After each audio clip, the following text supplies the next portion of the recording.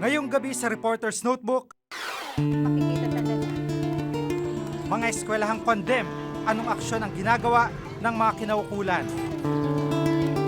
Pina-evacuate na building na recently ito yung inaanay na parte ng isang classroom. Takot. Bakit? Kasi baka po yun yung mabababaksak naman po yung eskwelahan namin. Mga Pinoy na naghihirap sa East Timor, paano tinutulungan ng gobyerno?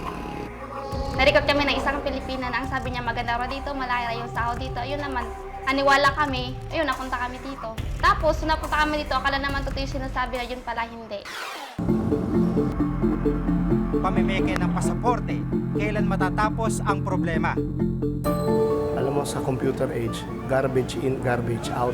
So, kahit ano sabihin mo, basta garbage ang pinasok mo, garbage pa rin ang ibibigay sa'yo. So, yung pagpepeke, hindi dito lang sa mga lumang passport system natin eh.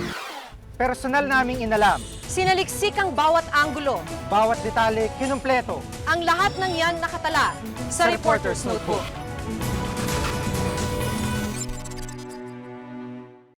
Sinasabing ang paaralan ng pangalawang tahanan ng mga bata. Pero paano kung ang ilan sa mga ito ay condemned na at mapanganib dahil sa kabulukan? May pag-asa pa ba itong masolusyonan?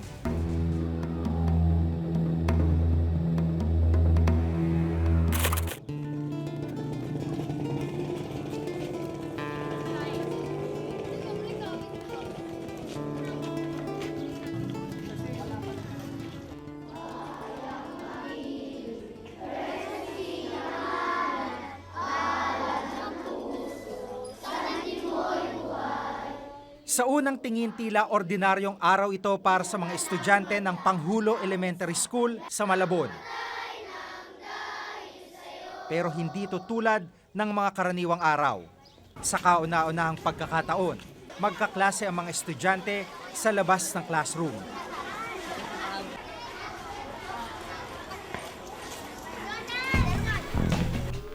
Sa inspection report ng City Engineer's Office, nalamang for condemnation na ang ilang gusali ng paaralan.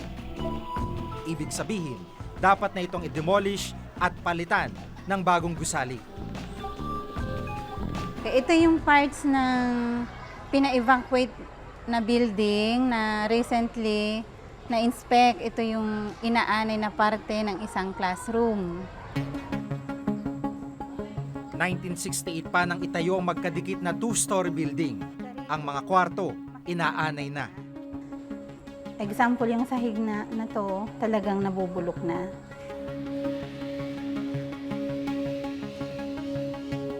Bukod sa sirang kisame, marupok na rin ang sahig ng mga silid. Maaaring bumagsak yan, lalong-lalo na yung mga bata. This is a museum building. So, yung mga bata habang nanonood, delikado. Pero ang pinakamalaking pangamba ng mga guro, ang naglalakihang crack sa dingding at iba pang bahagi ng gusali. 4 na classroom na lang ang pinagsasaluhan ngayon ng mahigit 1,000 estudyante ng Panghulo Elementary School. Pati ang stage, hallway at iba pang lugar na pwedeng silungan, ginamit na bilang silid-aralan. Pag mayroong isang naglalakad lang na papasok, yung attention nila nakatutok dun sa naglalakad. So, imbes na sa teacher, magfo-focus ang attention ng bata, nababawasan talaga. Maglalabas tayo ng silya bukas dito. Ha? Yung mga silya sa kwarto, ilabas na lang natin. Pinagbilin sa inyo, magdala kayo ng sako at saka dyaryo para meron kayong upuan at hindi kayo malinis na dumihan. Bukod dito, apektado rin daw ang kalusugan ng mga bata, lalo na tuwing masama ang panahon. Tingnan natin yung stage. Yung stage, halimbawa, yung ulan na yan, kapag malakas, pasok talaga sa mga bata. Pero unti-unti namin talagang sosolusyonan yan. Pares po ngayon, 3 hours lang yung grade 2 ko. Parang gano'n na lang yata uli, 3 hours na lang. E di kaunti lang po yung mapapag-aralan nila. Kung meron man silang gagawin ng DepEd, bilisan. Kasi baka wala na matutunan yung bata sa loob ng taon na to. Mahigit 5 bilyong piso ang pondo ng Department of Education o DepEd para sa school building program ngayong taon. Mahigit 3 bilyon dito mapupunta sa rehabilitasyon ng mga sirang classrooms. Umaasang DepEd na matutugunan ng problema sa mga sirang paaralan ngayong taon. Starting this budget, next year's budget, we will focus on repair. Kasi natugunan na namin yung need ng red and black schools. Siyempre, we will concentrate now dun sa mga repair of the facilities.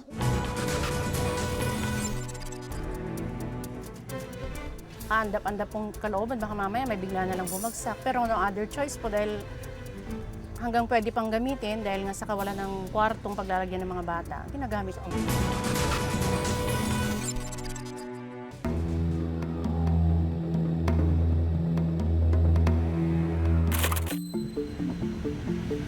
Sa Karangyan Elementary School sa Tarlac City, inabutan namin ang building na ito. Mahigit 3 dekada na itong ginagamit. Kinakalawang na ang poste. Malaki ang mga crack sa pader. Bakas rin ang tulo ng ulan sa sirang kisame. Pero ang gusaling ito, ginagamit pa rin ng ilang mga mag-aaral. Ang katabi nitong building, tila babagsak ng bubong anumang oras. Halos maubos na ng anay ang kahoy na sumusuporta dito. Pero maging ito'y pinapagamit pa rin sa mga estudyante. Andap-andap pong kalooban, baka mamaya may bigla na lang bumagsak. Pero no other choice po dahil hanggang pwede pang gamitin dahil nga sa kawalan ng kwartong paglalagyan ng mga bata, ginagamit po rin po. Ayon sa inspection report ng City Engineer's Office ng Tarlac, mapanganib gamitin pa ang mga naturang gusali. For condemnation na ang Marcos type building. Katunayan, taong 1990 pa nang ideklarang hindi ligtas gamitin ito matapos ang lindol. Habang ang home economics building naman, maaari lang gamitin matapos ipagawa ang inaanay nitong bubong. Kung safety ang pag-uusapan, we should not compromise that, no, as far as possible. That maaari, yung order ng building official, pag sinabing vacate the building, kahit na makikita natin intact yan, we do not know when will that come, no, yung aksidente. Kung hindi po ipapagamit itong dalawang building na ito, itong side nito po ang gagamitin, talagang magkakaroon po ng shifting. Sa pinakahuling listahan ng DepEd, sa mahigit 40,000 pampublikong paaralan sa bansa, lumabas na halos 400 rito may sira. We have the current programs in the Department of Education. We called it ASSIS, Assessment of School Building Structural Integrity and Stability. We have the 20% assessment already. It's ongoing still.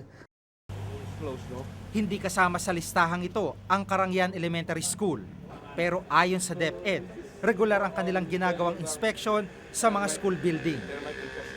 Quarterly, we make it a point that we visited some schools by random inspection, especially yung mga reported na hindi na structurally safe and sound yung mga school buildings. Dagdag ng DepEd, hindi lang daw dapat silang nagsasagawa ng inspection at monitoring ng mga sirang school building. It's DPWH. Kasi we just provide the listing of the school building for new and repair.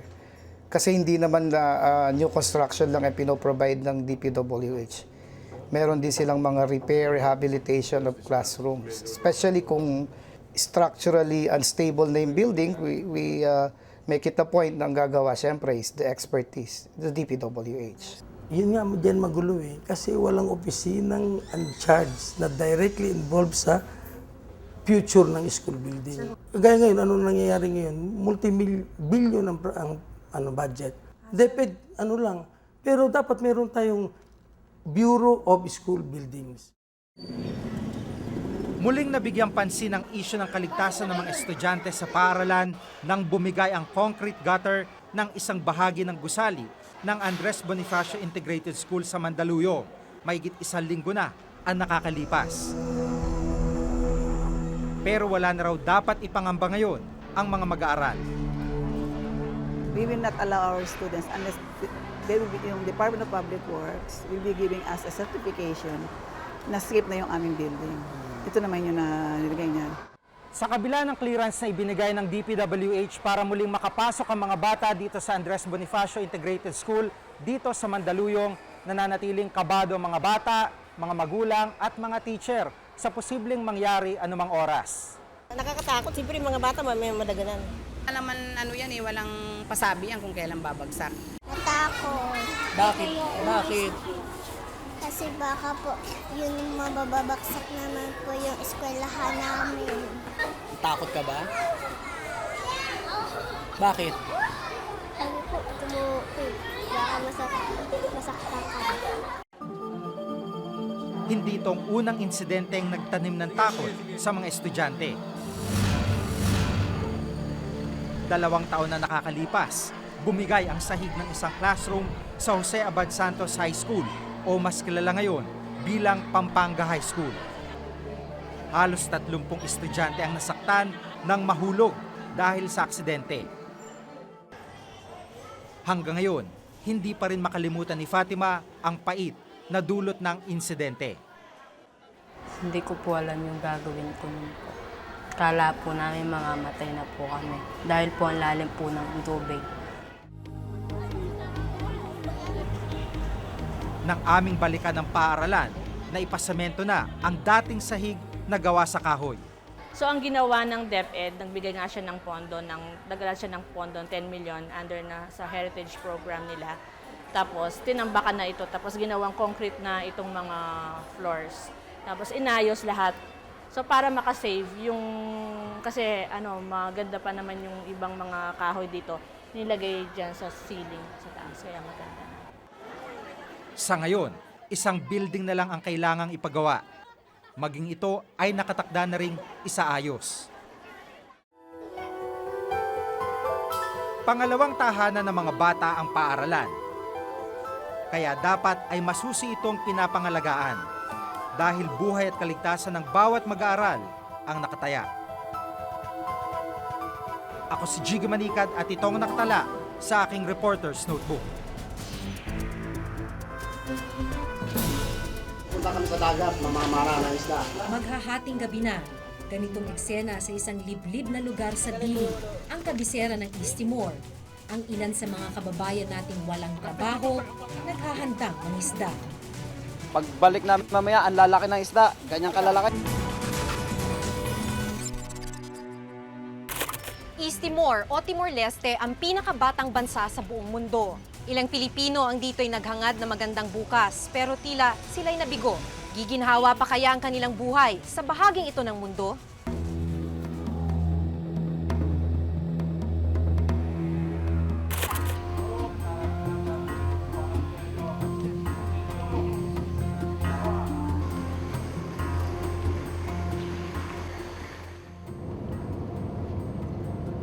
Mahigit kalahating dekada matapos madeklara ang kalayaan ng East Timor o Timor-Leste mula sa Indonesia, patuloy pa rin ang pabugso-bugsong kaguluhan sa pinakabatang demokrasya sa mundo.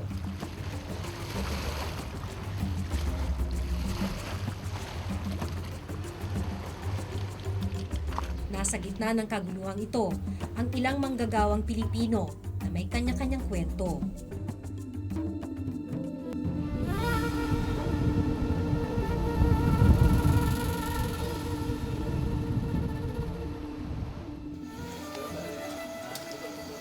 Punta kami sa dagat, mamamara ng isda.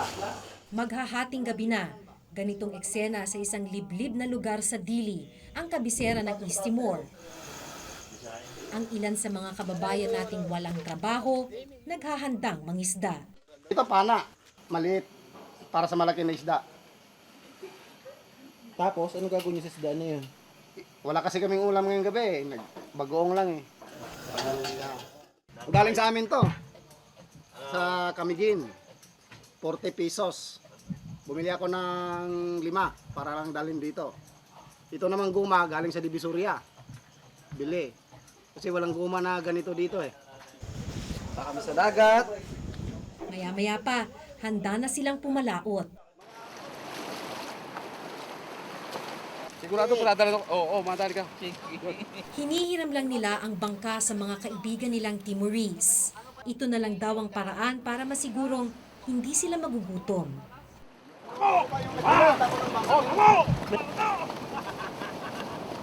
O bakit tumigil? Mabigat eh. Mabigat. Umulan kanina eh. Ganito talagang buhay ng Timor. Di tulad ng mga bangkang pangisda sa Pilipinas, mabigat ang bangkang nahiram nila. Hubog kasi mula sa buong puno ang bangka. Wala kaming ulam kaya manguhuli kami. Pagbalik namin mamaya, ang lalaki ng isda. Ganyang kalalaki oh. Oo nga.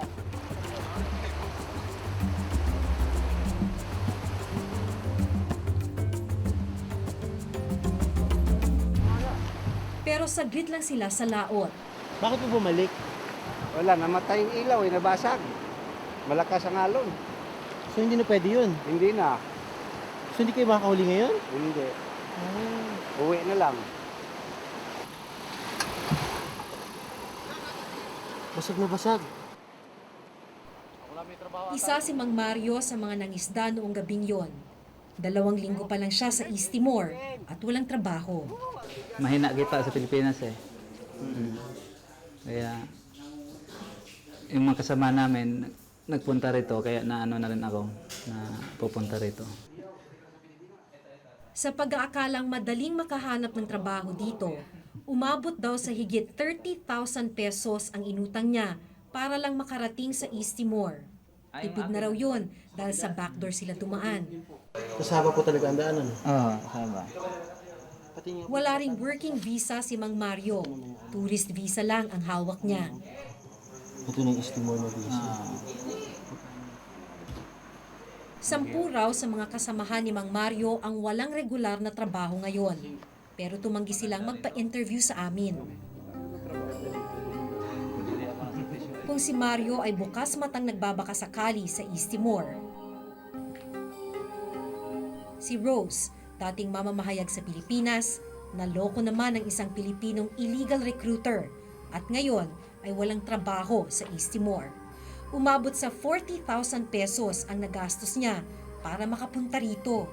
Maganda daw rito, pwede mong work sa UN, madali lang maka-work ito sa Dili. So sabi ko, anong requirement? Sabi niya, kontrata raw. So sabi ko, magkano? Sabi yung mga 1.7 or 1.8, basta 1,000 plus. So nagbayad ako, ginawa niya kami ng kontrata. Madami kami actually, mga 6. Dito sa maliit na kwartong ito siya nakatira ngayon. Hindi raw alam ng pamilya niya ang nangyayari sa kanya rito. Bakit niya po hindi sinasabi? Eh syempre, semplang yun, no? Parang, ano ba, nagpunta naman sa abroad, tapos ganun ang nangyari. Bukod sa tulong ng mga kasama niya sa simbahan, pananampalataya na lang daw ang tanging pinanghahawakan niya sa pakikipagsapalaran sa bansang ito. Tulad ni Rose, biktima rin si Jeruve ng Pilipinong illegal recruiter. Narecord kami ng isang Pilipina na ang sabi niya maganda raw dito, malaki raw yung sahod dito. Ayun naman, aniwala kami, ayun, napunta kami dito. Tapos, napunta kami dito, akala naman totoo yung sinasabi na yun pala hindi. Pinasok niya kami sa, yung parang bar and restaurant. Mabuti na lang daw at nakatakas siya at ngayon ay may maayos ng trabaho. Okay. Bukod sa pagiging assistant sa isang logistics company, nagbebenta rin siya ng sapatos para may maipadala sa pamilya.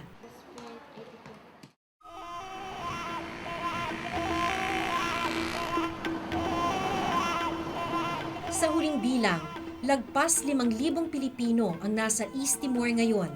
Hindi pa kasama rito ang mga iligal.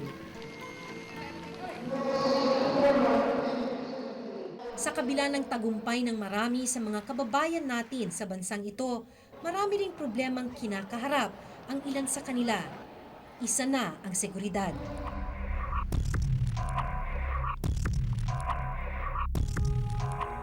Yung pinakamahirap kong na-experience dito during the crisis, yung naggera-gera dito nung nagbarilan ang mga pulis versus militar. Maraming namatay ng mga pulis.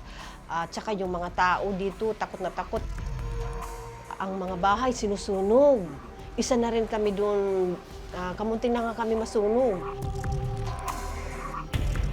May mga lugar nga tulad ng Fatuhada District sa Dili na bakas pa ang karahasang nangyari ilang buwan pa lang ang nakararaan. Walang trabaho si Aling Medi. Nagbabantay siya ng internet cafe ng anak niya ngayon. Tanda pa niya na wala raw tulong na nanggaling sa ating embahada doon noong panahong magkagulo. 3 linggo kaming pabalik-balik sa embahada ng Pilipinas sa East Timor. Pero tumanggi silang magbigay ng interview. Sa halip, sa Department of Foreign Affairs sa Pilipinas na lang daw kami kumuha ng pahayag. Wala naman daw magagawa ang DFA para pigilan ang mga Pinoy na magtrabaho ng iligal sa East Timor. Mahirap kasi po yun kasi when they get out of the Philippines, they possess visitor's visa. And their prime purpose of going out when they talk to the immigration officer at the NAIA is that they're going for tourism purposes. So, they could invoke their constitutional right to travel. Hindi rin nababahala ang DFA sa mga kwento ng paghihirap na pinagdaraanan ng mga Pilipino sa ibang bansa. Karaniwan na raw kasi ito at hindi naman sila nagkukulang sa paalala. We encourage all Filipinos who are going abroad to work to go through the legal processes through the Philippine Overseas Employment Agency. Unfortunately, a number of them do not pass through the POA. Ang tila pagwawalang bahala ng mga kinauukulan, nagpapalala sa sitwasyon ng mga Pilipinong nasa East Timor na ang tanging pangarap ay mapabuti ang kanilang buhay at kabuhayan ng kanilang pamilya. Narinig na nga siguro natin dati ang kanilang istorya pero hindi mababawasan ang hapdi ng pagkapit nila sa patalim kung tatalikuran lang natin sila. Ako si Maki Pulido at ito ang nakatala sa aking Reporter's Notebook.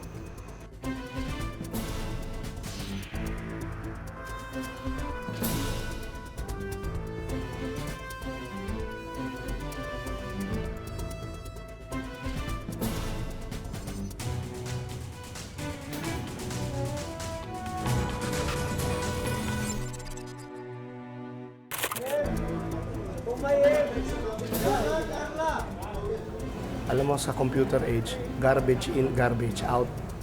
So, kahit ano sabihin mo, basta garbage ang pinasok mo, garbage pa rin ang ibibigay sa'yo. So, yung pagpepeke, hindi dito lang sa mga lumang passport system lang.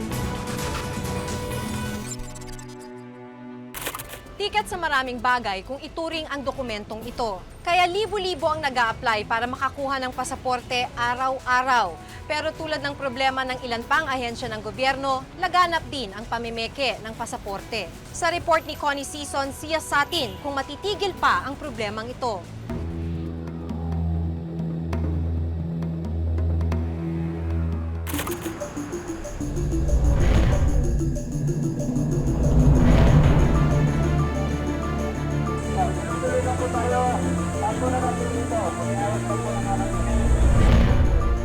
Bawat araw, umaabot sa 5,000 katao ang nag-a-apply ng pasaporte sa Department of Foreign Affairs sa Pasay. Pero tulad ng ibang problema ng pamimeke, buhay na buhay din ang mga nagsasamantala para kumita sa pamamagitan ng panluloko at pamimeke ng mga pasaporte. Dito sa Recto sa Maynila, kilalang pugad ng maraming napepeking dokumento, nagagawa na rin ng paraan para madoktor ang pasaporte.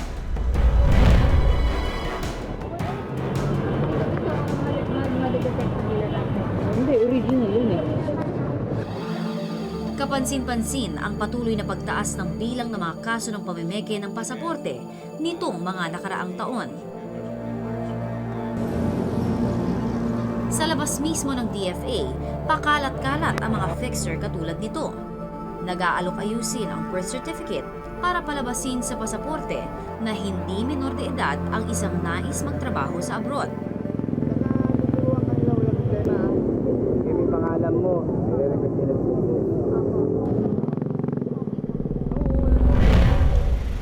Sa dumaraming bilang ng mga namimeke ng pasaporte, hindi katakatakang marami rin ang nakalulusot at nakapaglabas-masok ng bansa gamit ang peking pasaporte. Isa sa mga nakinabang sa iligal na prosesong ito, si Priscilla. 2 beses na siyang nakaalis patungong Japan bilang entertainer, gamit daw ang passport ng ibang tao. Hindi ko sinabing pinagsisisihan ko. Naawa ko doon sa tao na ginamit ko yung pangalan niya. Pero pagsisisihan, wala. Kasi wala naman nangyaring pangit sa akin sa Japan. Siguro nabuntis. Kung si Priscilla ay nakinabang, si Lani naman ay nawalan. Paalis na daw sana siya para mag-domestic helper sa ibang bansa, pero nagkasakit ang kanyang anak kaya minabuti niya itong ipagpaliban. Nagulat na lang siya nang ipagamit sa iba ng kanyang employment agency ang kanyang pasaporteng may tatak na ng visa. Sabi ko, pwede ba yun? Sabi ko, oo, pwede lang yun kasi ano lang naman yan, picture lang naman yung doon, nag-iba, pangalan mo pa rin. Sabi ko, sama mo naman. Sabi ko, pag makita sa pamilya ko, si Lani nang nakaw doon sa may nandito lang palaya ako sa Manila. Sabi ko, paano yun? At saka kung halimbawa, nakulong, siyempre akong nakulong ang pangalan. Ano ang pakiramdam mo ngayon, Lani, na may nakagamit ng passport na iba? Siyempre ma'am, masama. Kasi sangla namin yung kabuhayan ng mga magulang ko. Tapos ngayon, ibang nagamit.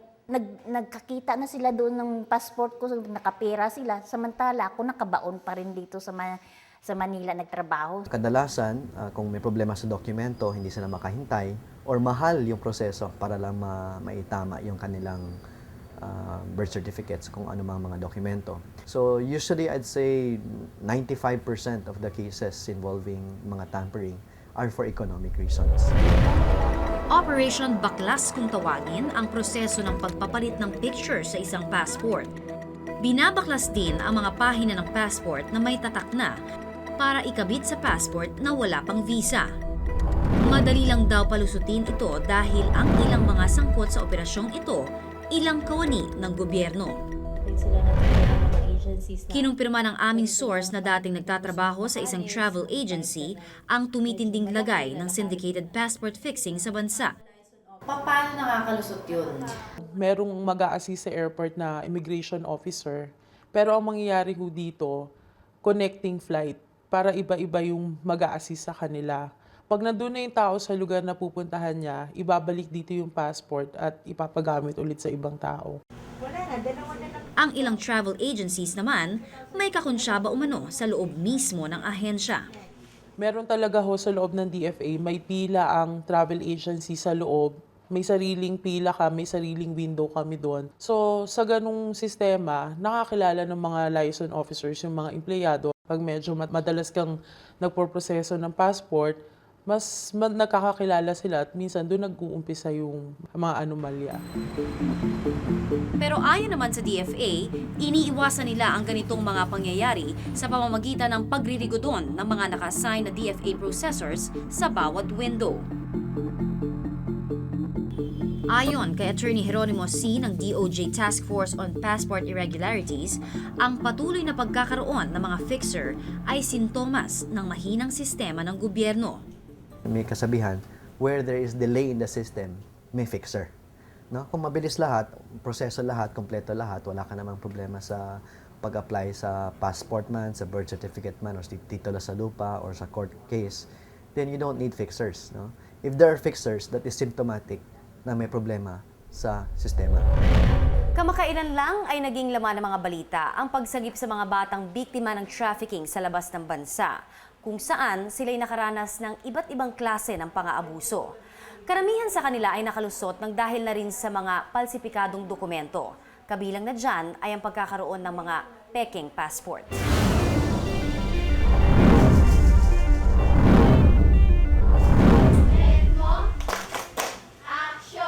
Nagsimula ang operasyon ng Visayan Forum, 17 taon na ang nakalilipas. Mahigit 18,000 batang biktima ng trafficking ang kanilang nasagip. Karamihan sa kanila, dinaya ang edad at pagkakakilanlan sa kanilang mga pasaporte. Dahil wala din silang mga basic na mga documents katulad ng birth certificate, mga IDs, nagre-record sila doon sa ibang paraan para matupad lang ang kanilang mga pangarap na makalabas ng bansa. Ang naging problema din kung minsan is yung talagang malaliman na pag-monitor ng mga papeles na sinasubmit mismo doon sa ating mga otoridad. Kaya marami ding nakakalusot. Sinasabing ang sagot sa problema ng passport fixing ang pagpapatupad ng machine-readable passports o electronic passport sa bansa. Ang electronic passport o e-passport ang pinakamakabagong inilabas na pasaporte ngayon sa buong mundo. That's like a credit card. Nandun yung details imprinted na. Yung security features will be higher. Also, kung e-passport ka na, yung data page na tinatawag, may tinatawag na holograms noon, may mga security features, no? Pero ayon sa Philippine Travel Agencies Association, para epektibong maipatupad ang e-passport, kailangang ding bantayan ang ugat ng pamimeke, ang pagpeke ng impormasyon sa mga dokumento. Alam mo, sa computer age, garbage in, garbage out. So, kahit ano sabihin mo, basta garbage ang pinasok mo, garbage pa rin ang ibibigay sa'yo. So, yung pagpepeke, hindi dito lang sa mga lumang passport system natin. Katumbas daw ng pagdami ng kaso ng passport tampering sa bansa, ang unti-unting pagbaba ng integridad ng pasaporte ng Pilipinas. That is the face of our country. So, whenever they have doubts about that passport, it is our country is at stake. Isang lumang problema na ang mga pamimeke ng iba't ibang dokumento sa atin. Nakalulungkot na sa bilis ng paglipas ng panahon, buhay pa rin ang mga kalakarang gaya nito. Tila hindi pa rin nakitaan ng malinaw na solusyon o sadyang mabagal lang ang pagpapatupad ng mga pagbabago. Ako si Connie Sison at ito ang nakatala sa aking Reporter's Notebook.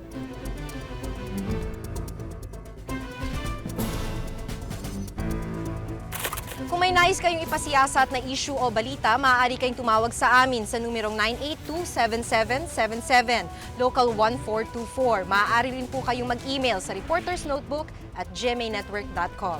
Para sa malalimang pagtingin sa mga isyu at balita, samahan niyo kaming muli sa susunod na Martes. Ako si Jigo Manikad. Ako si Maki Pulido at ito ang Reporter's Notebook.